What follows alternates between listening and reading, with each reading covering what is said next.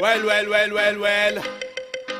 You're listening to Gloves Off with Professor Buitrón. Alright then, I may say words on point, straightforward. No jibber jabber, everybody forward. Issues, facts and solution. Get it at Gloves Off with Professor Buitrón. Alright, what other thing is a revolution? Get it on point with Professor Buitrón. Gloves Off, no nonsense issues, politics, community. A better men follow reader. Gloves Off, a revolutionary show with everything that you need to know. With Professor Buitrón. Watch ya! We're back at you in Gloves Off. Today I have Councilman Robert Balli. How you doing, Councilman? You doing? Doing well today. Good. I know that it's been a busy schedule, especially now that you're in the middle of a campaign. And let's touch base on the campaign. How's the campaign going? Well, it's obviously a different campaign than any other year. I've done this a bunch of times. This is the 8th time I'm on the ballot, and this is a very unique one because of COVID. We have different procedures, different protocols, and basically I always run the campaign out of my house. People walk in and out all day, and they eat at the table, get coffee, go out, work the polls. And this is the first year we can't do that. So we've got tables outside. People are working differently. Even voting now, we've got drive-through voting, which is new, and it presents its own challenges. The drive-through voting itself, and so it has been unique, but we're getting through it and really enjoying it. Got to meet a lot of new people this time. So you're always meeting people when you're campaigning, and excited about this race. The fact that it's different is something. It's just new, and new is good. Except for we just want to make sure everybody's healthy. That's the most important thing. Absolutely. I've followed your campaign, like you said, 8 times for a while now. I've seen the differences, and I've always seen that people are attracted to you, and attracted to you in the format. We're with Robert because Robert's good at this. I understand that COVID has really threw a monkey wrench in the machine, but what happens is that where it's kind of moved forward. What do you say? Let's November 4th comes around and name something. You the one that when God says, Robert's going to be there for you guys for more. Okay, what would the thing that you will tackle first? Well, right now there's 2 really big projects that I've got. There's several others, but the 2 big projects. One is getting the Plaza Theater renovated, and the other is getting the children's library done. The children's library is the old Bruni Library. The plan right now is to demolish it. It's not historical. Is to demolish it and turn it into 2 things. Part of it is the children's library, and that's the name we're using. But in reality, we're looking at a library area, but another area that's completely interactive, with all sorts of activities for kids, comparable to people might know, the Museum in San Antonio, something comparable, right? Plus an outdoor area. In other words, to fence in the Bruni Plaza and put an outdoor area for play. And this is a big project for not just for downtown, but the way that I see it, and as I've seen it, is that downtown and the West Side over the years got sort of the short end of the stick. And what happened was that little by little, as people started thinking of progress as being new areas, development, whatever's new, that's progress, right? Years ago when I was a kid, it was Mall del Norte. That was progress. I mean, I saw it as progress, right? The mall was very exciting. But at the same time, you build a new library in North Laredo. You build a new library in South Laredo. And what do they do to the library in downtown? Is they occupied half of it with the building and planning department. Made the library small. The library got run down, not maintained. And it wasn't just the library, it's a lot of other services that we lost from the West Side. And so the idea is, let's get this library so that the kids in the West Side have a place to go. And it's not just for these kids. It's the idea that people want to be near places, right? So you build a nice library in North Laredo or South Laredo, well, then people want to be in houses in those areas. But if you take away the amenities, then people are like, well, why do I want to live in the West Side if there's nothing to do? There's nowhere to go. There's nothing for our kids. So we want to create that sort of a library where kids in the West Side are really excited about it, but also that it's so exciting that kids are going to come from the North Side, from the South Side to downtown, to come to the West Side to experience something that they can't experience anywhere else. Kids are going to travel from Zapata, from Hebron, from Cotula. Kids coming in from Monterrey or kids visiting from San Antonio are going to want to go here. And so that's the kind of experience that we want. And so those are two of the big projects that are going to affect the community. But certainly there's a lot of other projects that are going to affect the neighborhoods. Those are two really exciting projects. Absolutely. What, as you walk the streets and as you're meeting new folks and old constituents, what are their main concerns right now? Well, one of them is homelessness and how it affects the downtown area. During the pandemic, things got worse. Bethany sort of shut down. I mean, they're not shut down. They're working, but they shut some people out because of the need for social distancing, not being able to have people sleeping too close one to one another. And so it has created some stresses on the community, specifically on the Bruni Plaza that we were just talking about, where the Bruni Library is. A lot of homeless population have moved into that area to find shelter. And so that has presented a challenge, and people see it differently. Some people just really dislike seeing homeless people. Other people, care about them more. People, have different opinions about it, but certainly, people want to see more done for either for the homeless community, or they want to see some sort of cleanup of the homeless community. But that's certainly a concern of the community, and we've been working on housing for people as long as I've been on council, and certainly some of the homeless people are drug addicts, and we've been working on a detox center that's supposed to open. We already have the design. They're already in the design phase of the detox center, and so we're addressing that. But that has been very challenging during this time. Absolutely. And you see them, but I think throughout, there's people in the United States, a lot of homelessness is correct. And I think we have to, somehow build some type of, not community, but some type of help, whether it's counseling or other, that we can get them off our feet and move forward. And we looked at yeah, we looked at what San Antonio does, and San Antonio does have a sort of like a campus for the homeless population where they work with them in a very unique way. They kind of have them all in different categories. Some people are working with them just to get IDs, because they don't even have IDs, and they won't let them in to the shelter without an ID. But they work with them, you start with them and say, hey, okay, you're on the outside looking in. You can just come and get food, but we're going to help you get your ID. We're going to, so they start there. We're going to help you get your social security card. So some people need the basics, right? The real basics. You need mental health treatment, right? Real basics. And others are in a different position where maybe they need transitional housing. They're ready for a job. So they certainly, the way San Antonio is working is certainly a way for us to work it.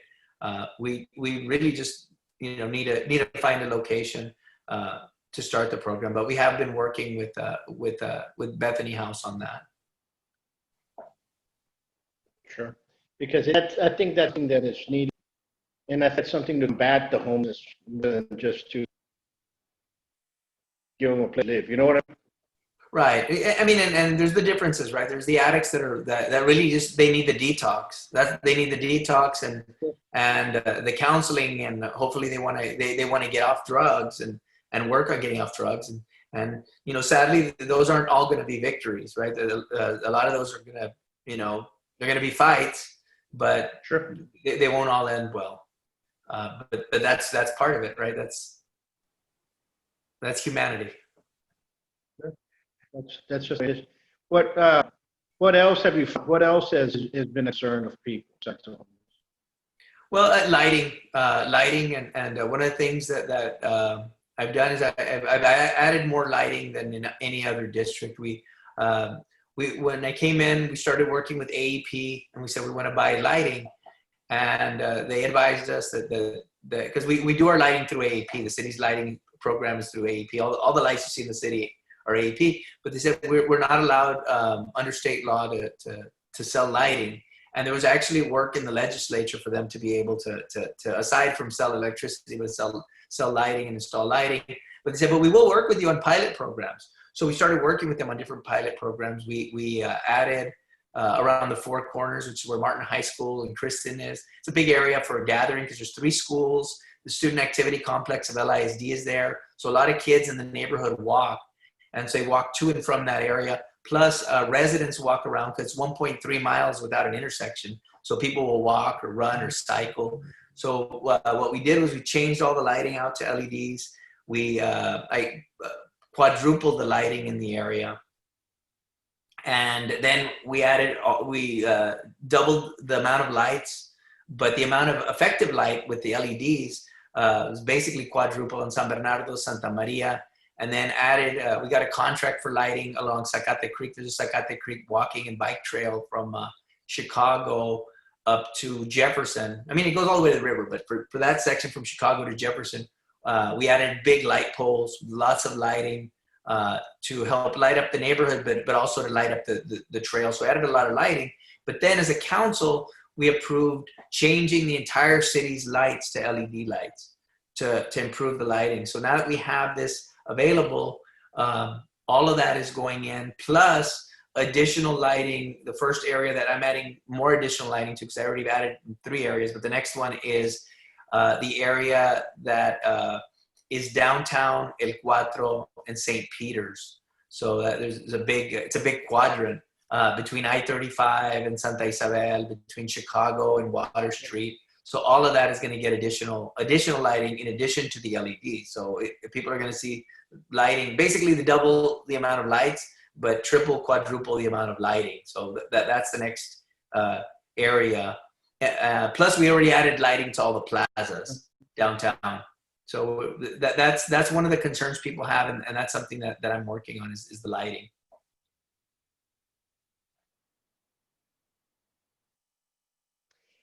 Correct. Now, as a city in the whole, what do you think the city as a whole needs to do now and to propose moving forward? Well, I mean, right now, I mean, what we've been doing is that we're trying to help our community get through COVID. That's obviously the biggest part of what we need to do as a community. Our numbers are getting to the point, hopefully now, where some of the businesses that were unable to open are going to be able to open. Myself and Councilmember Torres, we met with a group of bar owners, a very large group of bar owners, and we also had another meeting with Councilmember Vielma, Councilmember Torres, and myself with more bar owners to try to show them how they can open up under the governor's new orders. Even though right now they're sort of still restricted, but they should be able to open up pretty soon. And so we're working with them on how to get their businesses open. We passed some proposals that I put forward. I put forth a proposal that would allow bars and restaurants to be able to use outdoor spaces and public spaces for service. In other words, people maybe don't feel comfortable indoors, and it's less safe indoors. It's safer outdoors. So we're allowing them to use their parking lots, streets, sidewalks for service. And one of the ways that they can do that is for example, not in downtown. Downtown, there's no parking requirement. So downtown, our bars and restaurants, they need to use sidewalks and streets, right? And there's a plan for them to be able to do that. But with let's say the restaurants that are not in downtown, like they're on San Bernardo or they're in the north side somewhere, we removed all parking requirements. So what does that do is like some restaurant, I'll give you an example, a restaurant might have a requirement that they need to have 30 spaces. And so what we said is there's no parking requirement. So now they can use some of that parking area to do an outdoor patio, for example. Absolutely. And that's a good way. Is this something that's going to be temporary, or is this something that's going to be continual? Yeah. Yeah, well, it may, and that's what we think. We think the way that I proposed it was as a pilot program. The council agreed, and it's a pilot program that goes all the way to the end of 2021. But we did it with the idea that maybe we want to continue this. And I think in a way, you know, there's something good. You know, like Houston, for example, doesn't have the same sort of requirements that we do. And so in Houston, for example, my wife and I wanted to go out to a bar, and then we realized, wow, they've got very little parking because of the requirement. And so we parked a couple of blocks away, went to the restaurant bar. It was really good. It was, you know, it was good food, and we enjoyed it. And, you know, I thought, well, that would never happen in Laredo because you have to have a big parking lot, right? You'd never park here a couple of blocks away. But the idea is that you leave it to the market in a way, because if people say, you know what, I need a parking lot. If you don't have a big parking lot, I'm not going to go. They won't go, right? They don't go to your establishment. So you let the establishment and the market sort of settle that. If people are willing, like we were, to walk a couple of blocks or to pay for valet, maybe I was a little too cheap to pay for valet. But if they're willing to pay for valet, they'll do that, right? So that's the market, right? Will you pay for valet? Will you park a couple of blocks away? What are you willing to do to eat at this place? And the business has to look at that too, right? Are people going to need the parking? Are they going to want it? Are they going to demand it? So we'll leave that to the market, and it should be interesting, this experiment. Absolutely. And I think it should off. You know, I've seen a lot of restaurants, and I've seen a lot of places where restaurants being that in Atlanta use a lot of actually inside town. They use the alleys as part of the cafe and the eateries inside. In fact, you know, so it just depends on how people and what you want to do. Start being outside the box, and if the city can allow for a rest to be done the way I think it should be, you know, I think you're going to start new innovations. Well, we have to. And we just have to grow. We can't be stagnant anymore. We have to move forward. We have to promote ourselves. Well, yeah, and absolutely. I mean, it's just like right now, you and I are meeting on Zoom. There's got to be a way to do it, you know, and you figure it out. I mean, I'm doing all my court on Zoom.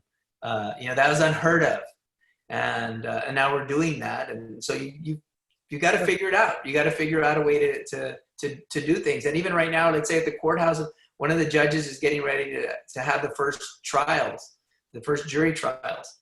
And they're not doing it the old way. They're thinking of big spaces that they can use for the jury trial. So, you know, you have to be creative. Well, and you should do. I mean, the courthouse could have that, you know.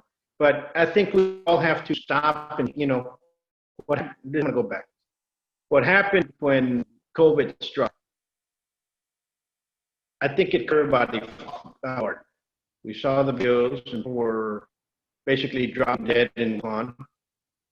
People were dying and right, and then it hit here. So everybody, the fear factor thrown in, and everyone was shut down. And everybody agreed, let's get it. And then things are moving forward, and people are seeing what it is, and how the immunity is setting in, and so on. So things have changed. We're adapting. But we all have to adapt. Can't be any more, how can I put it?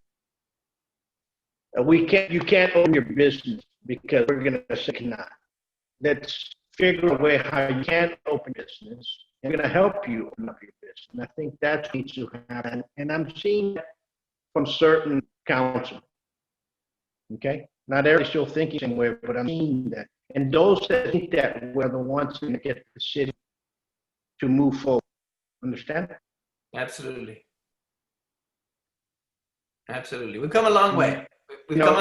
It happens. You know, you go into competition, you've been training box left and right, you get hit for the first time. Some people react and go forward, And some people it's going to crumble up and freeze. But that's just the way it is, Jim. Well, we've come a long way. And sometimes you freeze first round and come back swinging second. That's right. That's right. But we got early vote next 2 weeks. If somebody wishes to contact you to help you out in your campaign, do that. Yeah, it's easy. I'll give them my phone number. It's 712-4999. But they can look for me online. It's the same number that I've always had. It's the number of my law office. So you Google me, you'll find it. You look for me on Facebook, you'll find the phone number.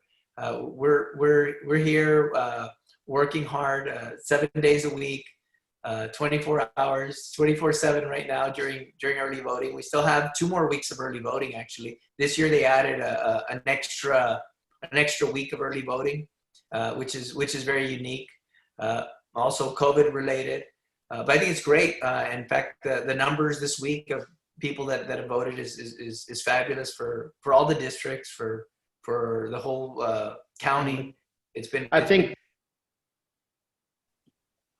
I asked my mom to vote. She had a fall and she has a ass and going to go vote and curbside. Yeah, there's hate, but at least it's been done. Everybody's adapting, and you see that everybody working together in unison to continue moving forward. And that's a beautiful sense of that. We're overcome the community rate is going to overcome. Yeah, no, people are excited about these elections. They're excited about District 8, but there's other council races that people are excited about. People are excited about the presidential election.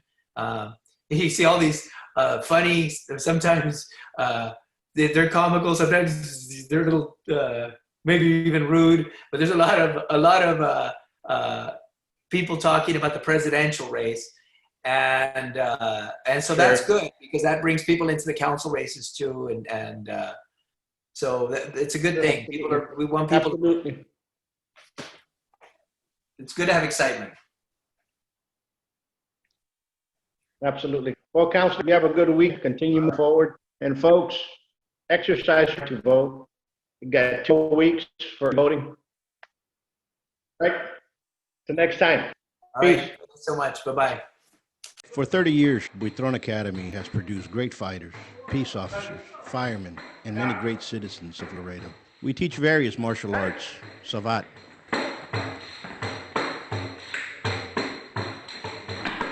kempo, capoeira, each in their own traditions, trajectory, history, and pedagogy. Buitrón Academy is the first school of savate in the United States, the first capoeira movement in Texas, the first kempo school in Laredo. What will one expect to see at Buitrón Academy? Respect,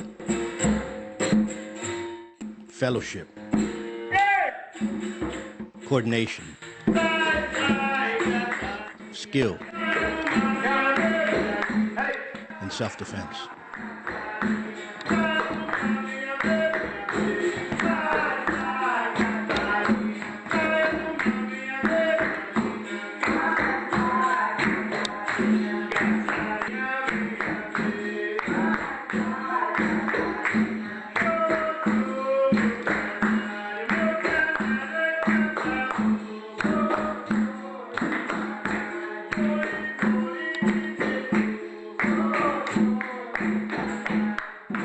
Buitrón Academy is located at 220 West Hillside Road.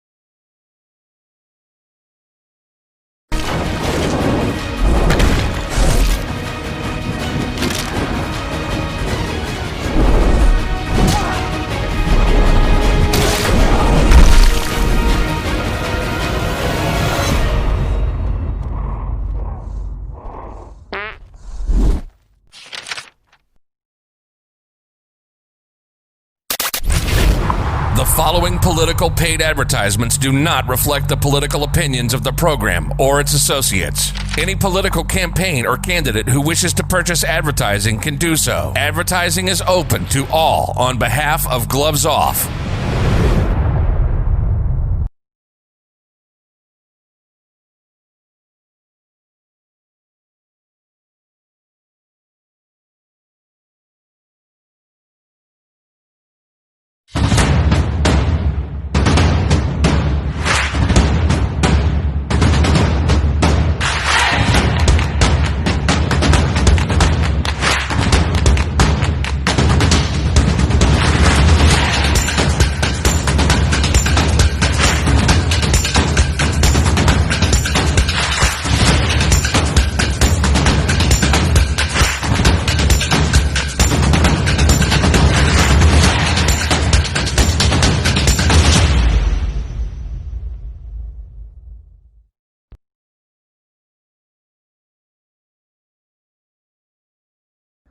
Hi Laredo, this is Carlos Perez.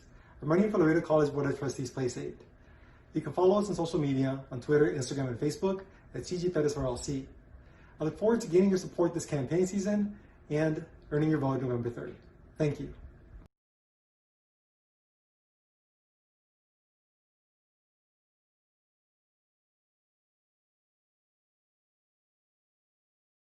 Hello, how are you? My name is Celestino Marina. I'm running for City Council, District 5, and I would like your support.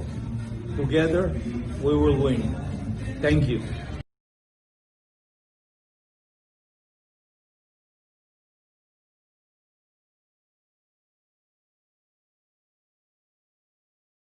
Laredo College needs a leader, an educator with a vision to move forward for a positive change. This is why, as your candidate, I want accessible education, and most importantly, I want to listen to your concerns as a stakeholder, students, faculty, staff, and taxpayers. It's time for education over politics. Vote Justin Hunts-Nusher Casiano for Laredo College Board, Place 7.